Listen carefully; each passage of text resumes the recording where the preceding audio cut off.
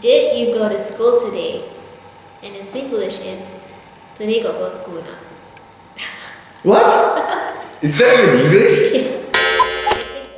皆さんこんにちは、たかです。本日はですね、なんとシェリルさんというゲストに来ていただいてます。よろしくお願いします。はじめまして。シェリルさん、じゃあちょっと日本語で自己紹介してもらっていい？どこで生まれたか、どこで育ったか、そしてどうやって日本に来たのか、そして今何をしているのか、この4つお願いします。はい、シェリルです。シンガポール生まれです。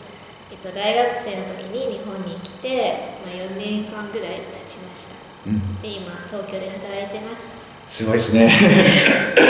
もう高校卒業してすぐにこちらに来たんですもんね。そうだね。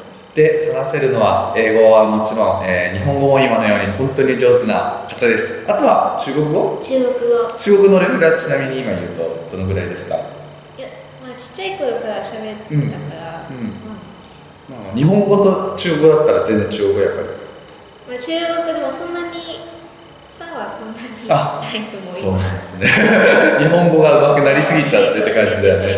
今毎日日本語を使ってるから。そうですよね。今日はよろしくお願いします。よろしくお願いします。はい、ということで今からは頑張って僕が英語でインタビューをしていきたいと思いますので、ちょっと聞き取りにくいところとかあったらバシバシ指摘してください。間違ってるところとかをね教えていただければと思います。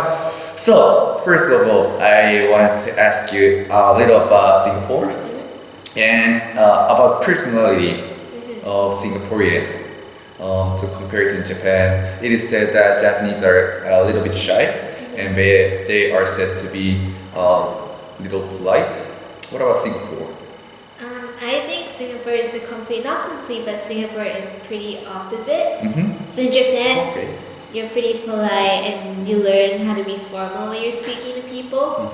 But in Singapore, it's pretty casual. So we don't have keigo. Oh, you guys don't. Yeah, and we don't have hierarchy. So it's pretty casual and everybody's on the same level. Okay, so they're kind of friendly?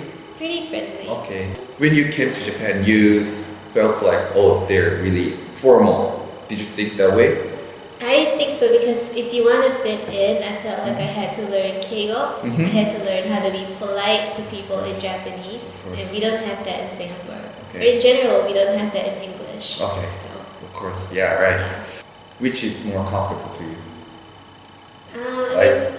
Of course, English is always my first language, but I think after 4 years here, I'm more comfortable with Japanese than I was in my first year. Okay, that's good to hear. Okay, so next question. So I think I have this image that Singaporeans are really well educated. It's intensive.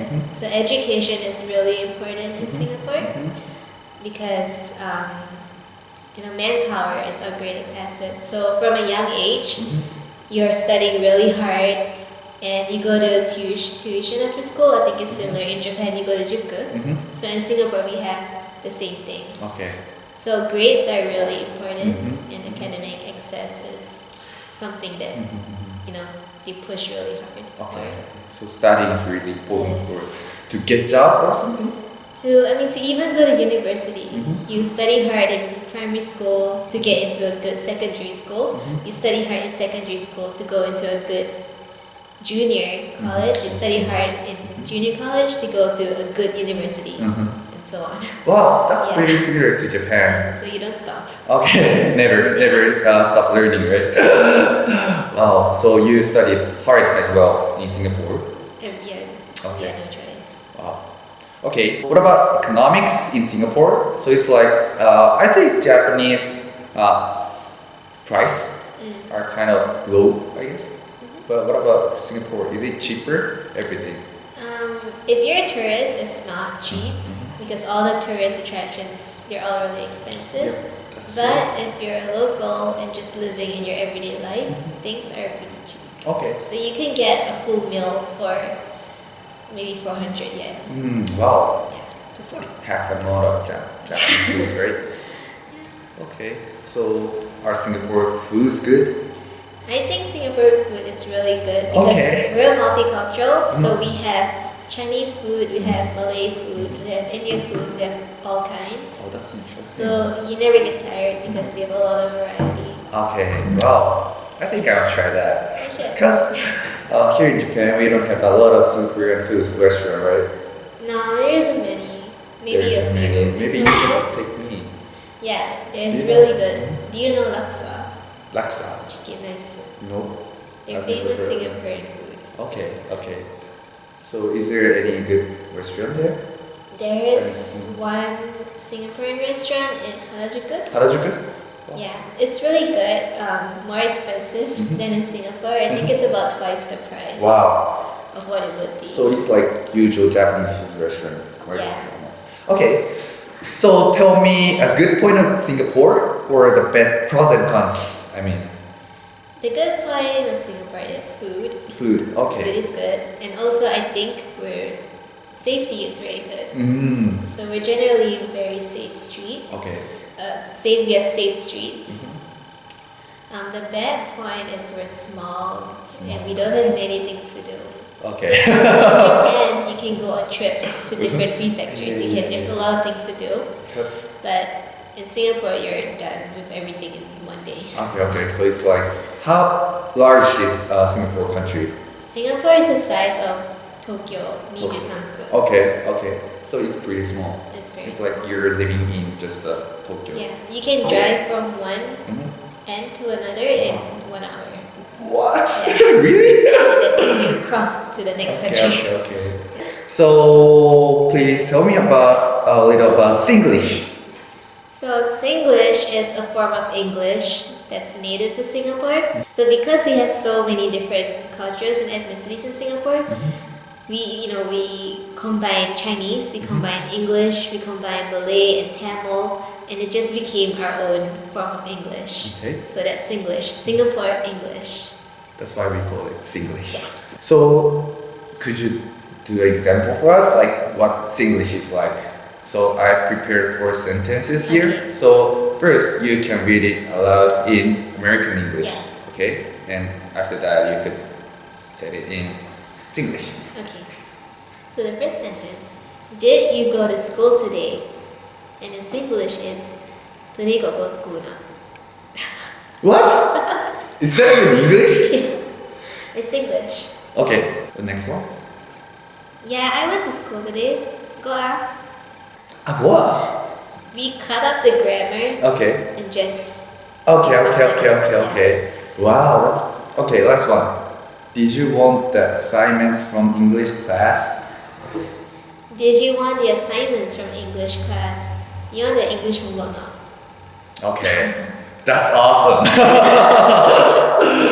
Wow, it's first time that I heard Singlish, I guess. It's pretty different. If you're not used to listening to Singaporeans, it's hard to understand. Yeah. So next thing about you, I want to know about you a little bit more deeper. So could you tell us what made you, what brings you to Japan, what brought you to Japan? So from the beginning, I was always interested in Japanese culture. So I think it's the same story for a lot of people. I read a lot of manga, watched anime. And when it was time to decide on my college, I thought that I wanted to try living somewhere else. And I feel like the best time to do that is university, when you're still free and you don't have to work and you can still play. So I decided that I wanted to move to Japan for college. Thank you. I'm so glad to hear that. But I was wondering about language barrier. You studied Japanese there. I was self-learning in Singapore, but before I came to Japan, I didn't really know about Keigo. So that was something that I had to learn while I was here, and it was a little difficult. How did you study Japanese there? I watched a lot of shows, so it's a lot of listening practice. I read a lot.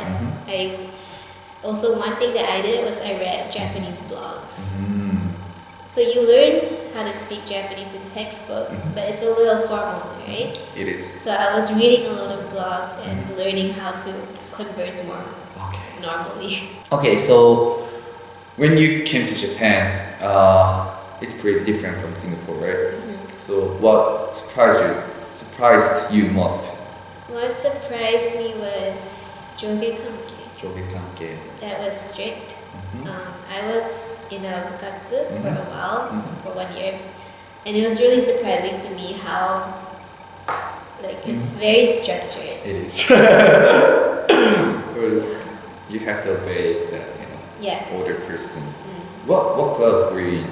I was in kyogi dance. Kyogi dance. Ballroom dance. Oh, I think that is much strict. It's really strict, guess. but I think that was a really good experience for me because it was sort of like a crash course. Crash course? What's that? Like an intensive course in Japanese culture. Okay. But there is still so large gap, right? It is. Because when you're a tourist, you don't learn any of this. Never. Were there any good things or good experiences that you did here in Japan? I think I really like traveling in Japan because there's so many places. There's so many. It's not just Tokyo. You can go to Osaka, you can go to Hokkaido, you can go to smaller prefectures.